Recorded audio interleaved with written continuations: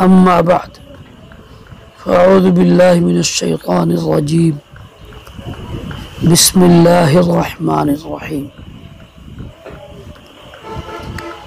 يا أيها الذين آمنوا اذكروا الله ذكرا كثيرا وسبحوه بكرة وأصيلا صدق الله آمنت بالله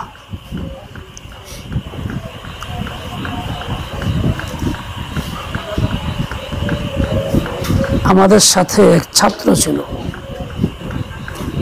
gen শক্তি খুব ভালো ছিল, কিন্তু লেখাপড়া করত না।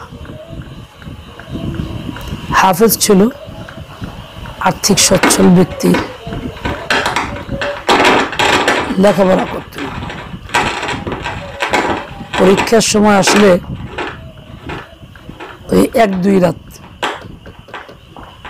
লেখাপড়া করত, নোট ওয়াগেরা করতো, এতে করে পরীক্ষায় পাশ করে যেত। এই মিয়া, এটা পিছনে দাও, সবাই দিয়ে চাই তোমার দিকে, সরাও এখান থেকে, যা, সব দিয়ে চাই রয়েছে।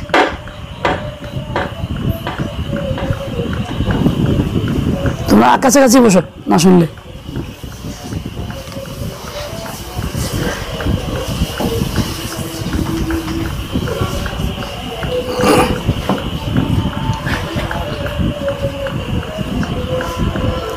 এখন আমরা ফারেক হয়েছি, সেও ফারেক হয়েছে, কিন্তু আমাদেরকে আল্লাহ পাক যে পর্যায়ে নিছেন, যে খিদমতে রাখছেন, জাহিন আমার চেয়ে বেশি হওয়ার পরেও কিন্তু তার সেই খিদমত নেই। এই পর্যায়ের কাজে তারা আসে নাই, আসতে পারে নাই। কাজে এই নিয়মিত লেখাপড়ার যে আসর, যে শক্তি, এটা কিন্তু এই মাঝে মধ্যে একটু পড়ার দ্বারা হাসিল হয় না। যদিও ব্রেন ভালো থাকে, দ্রুত মুখস্থ হয়ে যায়, কিন্তু কার্যকরী হয় না। আরেক সাথী ছিল খুব রসিক মানুষ, দুনিয়া থেকে চলে গেছে রহমতুল্লাহ আলাই। জেন শক্তি ভালো ছিল, পড়াশোনা করতেন, ওই একটা এবারত লাইন দেখে দুম দিয়ে বসে থাকতো, একটু ব্রেনে ওটা ঢুকাইতো, লিখতেও পারত। কিন্তু আমাদের মতো এইভাবে খিদমতের লাইনে আসতে পারে নাই। আল্লাহ পাক হিম্মত দিছে, কিতাবাদি পড়াইতেছি, পড়াইতে বুক কাঁপে না, কোনো পরোয়া নাই, দুশ্চিন্তা লাগে না। আর তারা কিন্তু এই পর্যায়ে নাই। কেন? অনিয়মিত, নিয়মিত লেখাপড়া করে নাই। দুনিয়ার লেখাপড়ার মধ্যে যদি এরকম হয় যে লেখাপড়ার পরবর্তী ফলাফল ভালো না হয়, তাহলে আমি যে আল্লাহ পাকের বান্দা, আল্লাহ তাআলা আমাকে যে কোর্স দিয়েছেন পূর্ণ করার জন্য, যে কোর্স পূর্ণ করে আমি আল্লাহর সঙ্গে সম্পর্ক গভীর করতে পারবো, আল্লাহর মারিফত হাসিল করব, আল্লাহকে পাইব, যদি মাঝে মধ্যে করি অনিয়মিত, তাইলে আমার দশাটা ওই রকমই হবে। এর চেয়ে সুন্দর ফলদায়ক কিছু হবে না। আজ ছাত্র জেন শক্তি কম হইলেও নিয়মিত লেখাপড়া করে, তাহলে সে একদিন না একদিন সে তারাক্কি করে একটা পর্যায়ে চলে যায়, অনেক জাহিন মানুষের চেয়েও আগে বেড়ে যায়। নিয়মিত পড়াশোনার এত গুরুত্ব। এই জন্য মাদ্রাসা কওমের মধ্যে প্রাইভেট পড়ার গুরুত্ব নেই। প্রাইভেটের দ্বারা ফায়দা হয় না, যা দর্শের দ্বারা হয়। দুনিয়াবি প্রতিষ্ঠানগুলির মধ্যেও কেউ প্রাইভেট পড়াশোনা করে পরীক্ষা দিয়া মান ভালো পাইছে, একজন নিয়মিত পড়ছে, এই দুজনের মোকাবেলা হইলে পরে কাজের জন্য শিক্ষা প্রতিষ্ঠানে কাকে নেওয়া হয়? যে নিয়মিত তাকে নেওয়া হয়। প্রাইভেট এলে না, কেননা তার দক্ষতার অভাব আছে, অভিজ্ঞতার অভাব আছে। এটাই স্বাভাবিক নিয়ম। আল্লাহ পাকের বান্দা আল্লাহকে চায়, আল্লাহকে ভালোবাসে, আল্লাহ পাকের মুহাব্বত মারিফত হাসিল করতে চায়, নিজের প্রতি আকৃষ্ট করতে চায় আল্লাহকে। কখনো সে অনিয়মিত জিকির আমলের দ্বারা এই পর্যায়ে পৌঁছতে পারে না, তাকে নিয়মিতই করে যেতে হবে। আল্লাহ, দুনিয়ার নিয়ম হইল কারো ভালোবাসা পাইতে হইলে নিজে আগে ভালোবাসতে হয়। কারো ভালোবাসা পাইতে হইলে ভালোবাসতে হয়। নিজে ভালো না বাসলে ভালোবাসা পাওয়া যায় না। দুনিয়ার নিয়ম, এই নিজাম আল্লাহ তাআলা করছেন। হাদিসে আছে লা খায়রা ফী মান লা ইয়ালাফু ওয়া লা ইউলাফু, ওই ব্যক্তির মধ্যে কোনো কল্যাণ নাই যে কাউকে ভালোবাসে না, অন্য কেউ তাকে ভালোবাসে না। সে নিজে ভালোবাসে না, ভালোবাসার পাত্র হয় নাই। এর দ্বারা বোঝা যায় ভালোবাসা মুহাব্বতটা নিজের পক্ষ থেকে আগে আসতে হয়। আমি আল্লাহকে ভালোবাসি, আমাকেও ঠিক এই নীতির আওতায় আমার ভালোবাসা আল্লাহকে আগে দেখাইতে হবে, তাহলে আল্লাহ আমাকে ভালোবাসবে।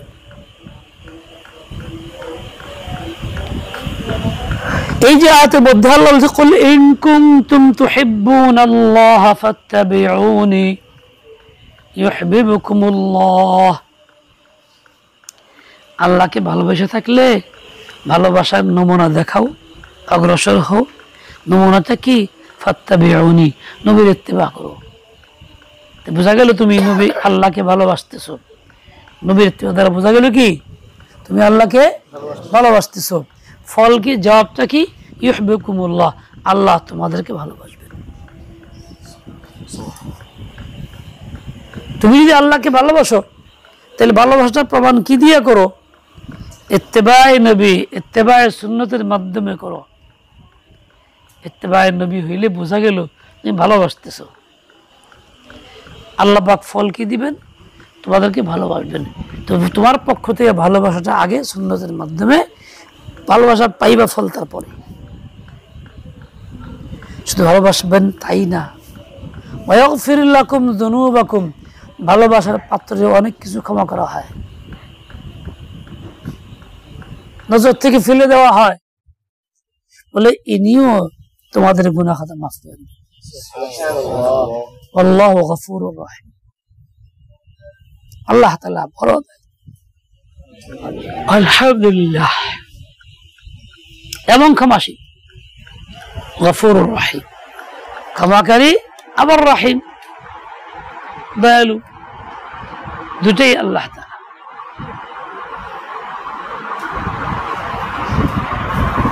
আল্লাহ পাকের ভালোবাসার পাত্র হইলে কি হয়?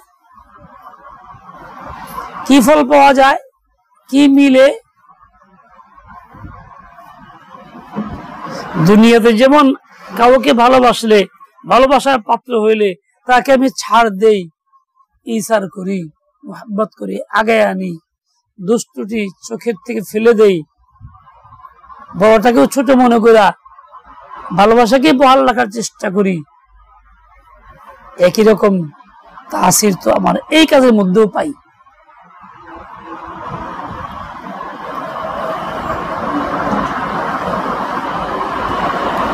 তওবা করা, নবীর ইত্তেবা এবং সুন্নাত। নবী আকরাম সাল্লাল্লাহু আলাইহি ওয়াসাল্লাম এক একটা মজলিসে ইস্তিগফার করতেন 100 বার, একেবারে 70 বার, মানে অধিক পরিমাণে। তাহলে ইস্তিগফার বেশি করা, ওয়া আতুবু ইলাইহি, তওবা করা, নবীর তরিকা, নবীর ইত্তেবা, নবীর সুন্নাত।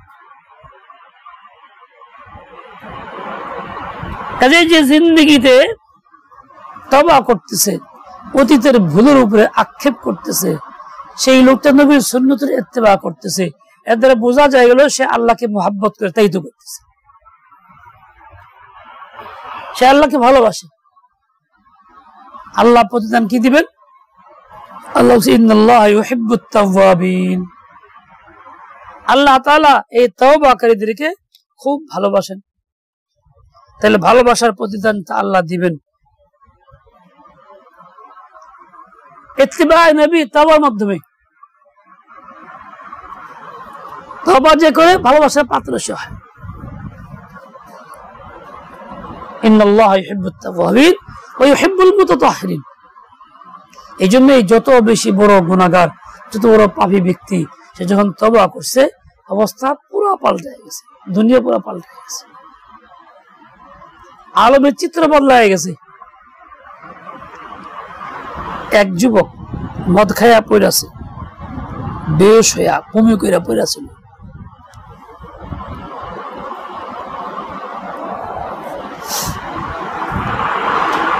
এক আল্লাহ ভালা বসা ছেলের পাড়ির ধারে দেখলেন যে একটা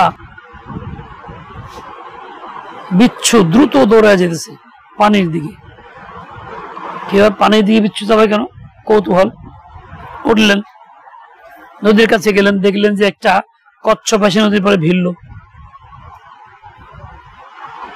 ওই বিচ্ছুটা কচ্ছপ পিছিয়ে উঠল, কচ্ছপটা সোজা পারে যাওয়ার চেষ্টা করতেছে, মানে কচ্ছপটা ফেরি হইয়া বিচ্ছুটাকে পার করতেছে। বুজুর্গ নৌকা নিয়ে চললেন, দেখি কি ঘটনাটা কি, আল্লাহ কোন কুদরত এর মধ্যে আছে। পিছিয়ে চললেন, গিয়া দেখলেন কচ্ছপ ভিড়ছে, বিচ্ছুও নামছে, বিচ্ছু আগে চলছে দ্রুত। দেখলেন দূরে একটা যুবক শুয়ে রয়েছে বেহুশ,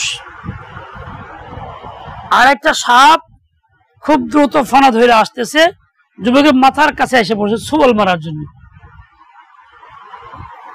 এর মধ্যে বিচ্ছুটা গিয়া দ্রুত ওই সাপের ফানার মধ্যে গিয়া দংশন করছে, সাপ ছিটকে পড়ে গেছে। সাপ বাধাগ্রস্ত হইল, যুবককে দংশন করতে পারল না। ওই বুজুর্গ চিৎকার দিয়ে বললেন আল্লাহু আকবার। স্বাভাবিক কথা, এত বড় আশ্চর্যের বিষয়, মহান আল্লাহ কি করতে পারেন? এই যুবক চিৎকারে তাকবীর আওয়াজে নড়াচড়া দিয়েছে। বলে বেওকুফ চায় থাকি তুই নাফরমানি করে মদ খায় ঘুমা রইছস, বেহুশ হয়ে পড়ে রইছস, সাপ তাকে দংশন করতে আসছে, আর তোর মালিক হেফাজত করার জন্য বিচ্ছু পাঠাইছো পার থেকে দেখার জন্য আমারে পাঠাইছে, হট জলদি কর। উনি পানি আনাইছেন, মুখ ধোয়াই দিছেন, চোখে পানি দিছেন। ওই যুবক দেখছে এই অবস্থা, সত্যিকার এই যুবকটা এই আল্লাহর বান্দার তওবা করছে। তওবা করছে তো করছে, আল্লাহ পাকে এত আপন হইছে, বুজুর্গ স্বপ্নে দেখতেছেন ওই যুগের ওলিদের নামের তালিকা খাতার মধ্যে সবার আগে ওই লোকের নাম। স্বপ্নে বলছে আল্লাহ যে কেমন কথা হইল, জীবন বড় বেলাইনে চললো, মদ খেয়ে বেহুশে পড়ে থাকলো নাফরমানির মধ্যে, আর আপনি তাকে একেবারে প্রথম কাতারের একদম প্রথম ব্যক্তি বানাই দিলেন। আল্লাহ তাআলা ইলহাম করলেন, দিলে পাঠাইলেন। একে তো লোকটা তওবা করছে, গুনাহ থেকে মুক্ত, জিন্দেগি বদলায় ফেলছে, তওবাকারীকে আল্লাহ ভালোবাসেন। তাও তওবার সাথে আরেকটা কাম আছে, সেটা কি? আনতা গাসালতা ফামাহু লিআজলি, আপনি আপনার হাত দ্বারা তার নাপাক মুখ ধুয়ে দিয়েছেন, কেন? আমি আল্লাহকে ভালোবাসি, আমার জন্য, আমার সন্তুষ্টির জন্য। প্রতিদান আমি দিব না? দিছি। ফাগাসালতু কলবাহু লিআজলিকা, আমি তার দিলটাকে সম্পূর্ণ ধুয়ে দিছি, গুনাহ মুছে দিছি আপনার খাতিরে। সুতরাং এখন তার গুনাহ নাই, মাসুম, তার নাম তো আগেই হওয়ার কথা, তাই তার নাম সবার আগে। এই যুবকটা সকলের আগে গেল কিসের কারণে? কিসের কারণে? তওবা কি প্রিয় আমল কি না? নবীর সুন্নত কিনা, ইত্তেবা নবী, সুন্নত নবীর কারণে সে এত আগে বাড়ল। আমি আপনি গুনাহগার, গুনাহ করি, সবসময় করি, চলতেই থাকে। আমি যদি সত্যিকার অর্থে তওবা করি, জিন্দেগি এরকম করি, এরকম বানায় ফেলি, তাহলে ইনশাআল্লাহ তাআলা আল্লাহ পাক আমাকে এরকম আপন বানায় নেবেন, ওরকম মাহবুব আল্লাহ আমাকে বানায়। এই মিয়া ঘুমাইতেছো কে? কি হইছে? এই মিয়া ঘুমাই, মাঝখানে ঘুমাইতেছে, এদিকে তো ঘুমাইতেছে, এত রাত তো হয় নাই আজকে, তো ঘুমাই কে? গাছ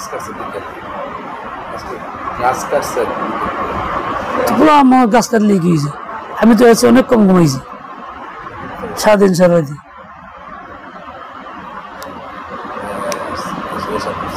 হ্যাঁ,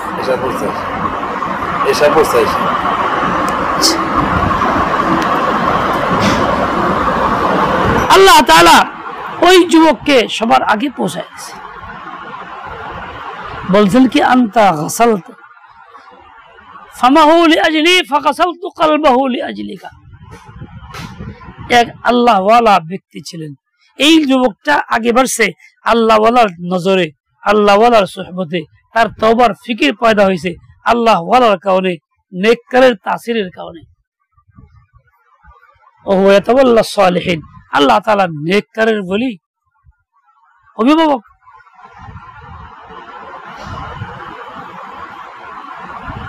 এক লোক কাফন চোর ছিল, কবর খুঁজে কাফন চুরি করত। একদিন একটু কবর খুঁজছে এক আল্লাহওয়ালার, বড় মশহুর আল্লাহওয়ালা, বুঝতে পারে নাই, কাফন যে হাত দিয়ে ধরছে, বাস ওই বুজুর্গ উনিও হাত দিয়ে ওর থাবা দিয়ে ধরছে। হ্যাঁ, লাশে থাবা দিয়ে হাত ধরছে, তো এমন ডরাইছে ও একদম কবরের মধ্যে মরে গেছে, মরে গেছে।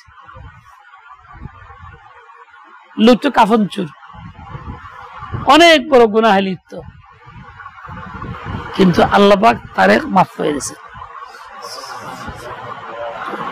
বুজুর্গ বলে, আল্লাহ এই লোকটা এইরকম অপরাধী, তুমি মাফ করে দিলেন। আল্লাহ কয়, মিয়া মাফ করুন না কে, তার হাত তোমার হাতের ভিতরে ধরা, তুমি যখন তার হাত ধরছো তো তোমার খাতিরে মাফ করুন লাগে।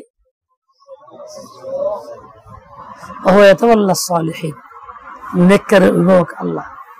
ওই বুজুর্গ নেক ব্যক্তির অভিভাবক, এমন অভিভাবক যে হাত দিয়ে যাকে ধরছে সেও ফসকে যায় নাই, সেও মাহরুম হয় নাই, বরং সেও মাপ পেয়ে গেছে। নেকির তাসির এটা। এক বুজুর্গ যাইতেছিলেন, রাস্তায় দেখে এক হিন্দু যোগী বিভিন্ন মানুষকে ভুল বুঝার দাওয়াত দেয়, এবং সে আবার আগুনের পূজাও করে, অগ্নি পূজক। ফিরাবে কেমনে? দাওয়াত দিছে, মানতে রাজি না। বলতে এক কাম করো, আগুনের কি ক্ষমতা বাঁচাইতে পারে কি না পারে দেখো, টেস্ট করো, হাত ঢোকা আগুনের ভিতরে।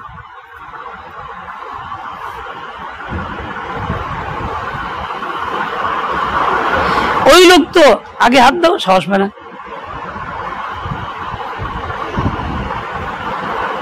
হাত দিলে যদি না পারে তার দিন হক, তারপরেও ওই লোকটা আগে হাত দিতে সাহস পাইতেছে না। তুমি আগে হাত দাও, পরে আমি হাত দিই, আগুনের ভিতরে না। এক পর্যায়ে বুজুর্গ কি করলেন, তার হাত ধইরা তাকে বসতে জিতবে লেগা, দেখ হাত দে, ধইরা আগুনে ছাইসে ধরছে। আগুনে কিচ্ছু করে নেই, তার দেওয়া নেই, দেওয়া নেই। পরেশান, জানলা এটা কেমন কথা হইলো? দিনে ওকে দাওয়াত দিলাম, আগুন তো পুরার কথা, যে এখন যে পুরলো না। আল্লাহ বেওকুফ, বুঝো না, তুমি তোর হাত ধরে রাখছো, হ্যাঁ আমি আগুন দিয়ে কেমনি পুরাই? তুমি হাত ছেড়ে দিলে সে পুরাইতে পারি, তোমার খাতিরে আমি হাত পুরাই নাই। আল্লাহ পাক নেককারের লেহাজ কেমন করেন। ওই লোক কিন্তু দিনে হকের উপরে না, বাতিল, কিন্তু মাপ পাইছে পুরা থেকে। কিসের কারণে? নেককারের কারণে।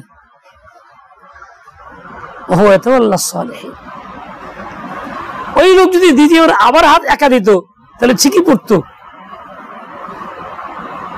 বুজুর্গের দিলের ভিতরে আল্লাহ তাআলা ইলহাম করছে, দাওয়াত দিছে, ওই লোক পুরো হেদায়েত হয়ে গেছে, যার কারণে হাত পড়লো না, চলো এতেই হক।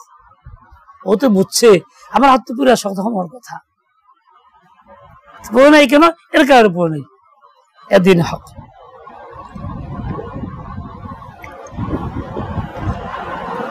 একদিন পাল্লা ধরছি আমার সম্পর্কে ভাতিজার সাথে, একই বয়সের, সমবয়সের আমরা। পাল্লা কি, লাল পিঁপড়ার বাসার মধ্যে খাড়া থাকবো, পিঁপড়া কামড় দিব না আমারে, কাকা পারবেন না, আমাকে পারুন। বাজি দুই পক্ষ থেকে, কি পারলে কি হবে, আপনি পারবেন মিষ্টি কম, ঠিক আছে চল। আমি একে যাবার কামড় দিব না, লাল পিঁপড়ার বাসায় পাড়া দিলে পিঁপড়া ছড়ায় জড়ায় দেবো না, কামড় দিতে পারি কথা। আমার এখান কিনলিগা আমি আয়াত পড়ছি কোরআনের, বাজি ধরছি, ধরে ঠিকই বিশ্বাস করে বিসমিল্লাহ আয়াতটা বইরা পিঁপড়া বাসায় খাড়াইছি, হাজার হাজার পিঁপড়া বেরোলো, আর পা এই পর্যন্ত উঠলো, চতুর্দিকে ছয়, একটা কামড় দেয়নি। আমি তো আয়াত পড়ে খারাইছি, আল্লাহ পাক তার কালামের লিহাজ রাখছেন, আমাকে আল্লাহ হেফাজত করছেন, মাঝে জিতে গেছি আমি, মিষ্টি খেলাম আমি। আমার কোনো বুঝুনি কারামতের কারণ, এটা আল্লাহর কালামের বরকতে। আল্লাহ তাআলা কালামের আজমত আল্লাহ রক্ষা করছেন, আমরা কিছুই করতে পারবো না, এটা কামড় দেয়নি। আল্লাহ তাআলার উপরে ইয়াকিন রাখো, আল্লাহ যখন মুহাফেজ বলি, তিনি অভিভাবক, কঠিন বিপদের মুহূর্তেও তিনি অভিভাবক, সুতরাং তুমি তার উপর আস্থা রাখো। দুনিয়ার কিছু হইলে দৌড় দিয়া মাখলুকের কাছে দৌড়ায় না, যাও না, বট গাছের কাছে না, মাছের কাছে না, অন্য কোনো মাখলুকের কাছে না, কার কাছে যাও, শুধু আল্লাহর কাছে যাও। তুমি ভাবতেও পারবে না আল্লাহ কি করতে পারেন, তুমি কল্পনাও করতে পারো না আল্লাহ কি করতে পারেন, তোমার কল্পনার বাইরে, খেয়াল ও ঘুমানোর বাইরে, তোমার ধারণায় আসবে না। এই জন্য ওকিল বানাও তো আল্লাহকে বানাও, মুহাফিজ বানাও তো আল্লাহকে বানাও, অভিভাবক বানাও তো আল্লাহকে বানাও, দোস্তি করো তো আল্লাহর সাথে করো, কিছু চাও তো আল্লাহর কাছে চাও। দুনিয়া মানুষের কাছে চাইবা, দুনিয়ার সামান তো একেবারে সামান্য। কাদের খালিল এক বুজুর্গ, অনেক বড়, আবুল হাসান খারকানি রহমতুল্লাহ আলাইহি, হাজার হাজার লোক আসে, খাওয়া দাওয়ার ইন্তজাম হয়, অনেক কিছু। এক বাদশাহ তার কাছে গিয়ে বলে, হুজুর এত লোকের ইন্তজাম আপনার করতে হয়, কষ্ট হয়, তা আমার অনেক জায়গা জমি আছে, 400 বিঘা জায়গা আমি আপনার কাজের লেগে লিখে দিই, কবুল করুন। উনি বলে কি, আল্লাহ কইছেন কুল মাতাউদ দুনিয়া কালিল, সারা পৃথিবীর সম্পদ সবই সামান্য অল্প, দুনিয়ার সবকিছু কি, তার মধ্যে তুমি এটা জমি লাগবে আরো ছোট্ট একটু করে, আরো অল্প, এত তুচ্ছ জিনিস আমি পছন্দ করি না, আমি লজ্জা বোধ করি, তুচ্ছটা নেবো কেমন, যাও মিয়া বাধ্য। আর গেলেন, সারা দুনিয়ায় তুচ্ছ কম, তার মধ্যে সামান্য একটু জায়গা লিখে দিবা, এটা তো আরো কম, ছোটরও ছোট, তুচ্ছরও তুচ্ছ, এত ছোট্ট জমি নিতে রাজি না, যাও। নেই, দিল ছিল কোথায়, আল্লাহর সাথে, কাজেই ওইটাকে বাদ দিয়ে দিছে। আর 400 বিঘা জমি আমারও দিলে, সবার আগে মেহমানদের কইরা ঘোষণা দিয়া কত রকম কিছু কইরা এরপরে আগে দিতাম। এমনি কেন, আমার জরুরত আল্লাহ পুরা করবে, ও কি পুরা করবে। মামুনুর রশিদ খলিফা, হারুন রশিদের ছেলে, কত বড় আল্লাহওয়ালা আলেম ছিলেন। ইমাম আবু ইউসুফ রাহমাতুল্লাহ আলাইহি মুসলিম হারামে খানা খাওয়া গেছে, ওনার সঙ্গে বসছে,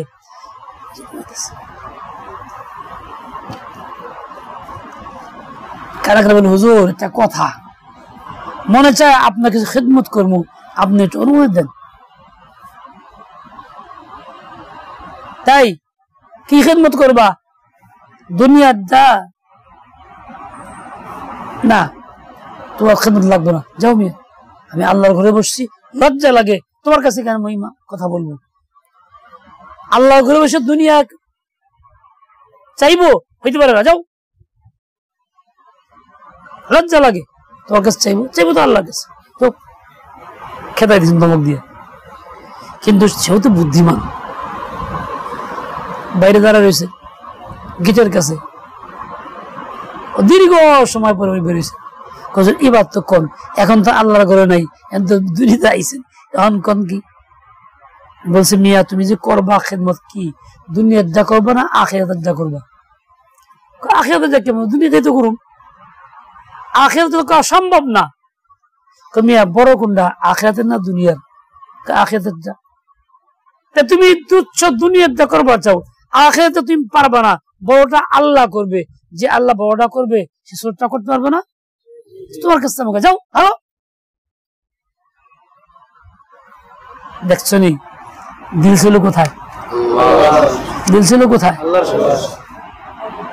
এই জন্য আল্লাহকে দোস্ত বানাও, ওলি বানাও, দিল আল্লাহর সাথে লাগাও, মওলায়ে পাক সে দিল লাগাও, বাস এটাই সবক, আর নাই। সুবহানাকাল্লাহ।